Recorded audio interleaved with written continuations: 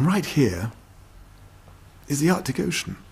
And it was for the very first time I've ever seen a completely frozen ocean. It was nice to get going after spending a couple of days basically delayed by weather in Pevek, huge winds there. And we're traveling along an incredibly beautiful road that has cascading mountains and blowing snow today. But that's what it's like here in the Arctic, big contrasts.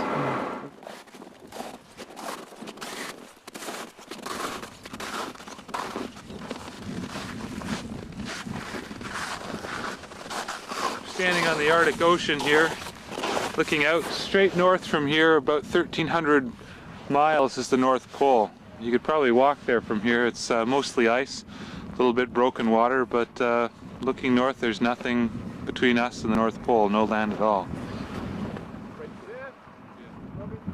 We're standing here on 5 meters of ice that's been pushed in as the storms during winter, as the ice was freezing, piled it up, and there's tons of ice as far as the eye can see, straight down the coastline.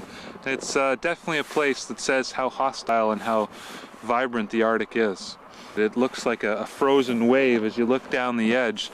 The ice basically froze where the water last pushed it.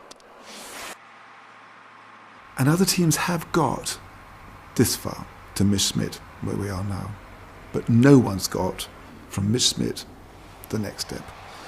And what we were going to do was to send 2 more of the 4-wheel drive Maverick trucks and one of those trucks, the Ural trucks, back across to Alaska. Into Fairbanks we could do it. So this was really our big last stopover, and if we managed to get from here, we'd have cracked it. So it was relaxation time. Well, relaxation time for the team. I was locked into discussions with the local army, who were going to escort us with their tracked vehicles all the way across to Laurentia on the border of the coast. But whilst they were playing football, what they did not know was that Moscow had ordered them not to help us because they thought we might fail and they didn't want to be involved with a failure. So we were into a very, very long discussion as to the best way to go from here on. We're now on the very, very final lap of the Russian leg, and on each of the routes we've been looking at there's 100 kilometers where this year no one's driven before, and we're in the middle of this fantastic mountain area now, covered in white, no trees around, which gives it a very strange contrast. But if the weather turns on us, what should be a 3-day journey to get to Laurentia and the Bering Straits, and therefore the end of the Russian challenge and begin the next, could be a 12-day wait where we're trying to get out of the snow here.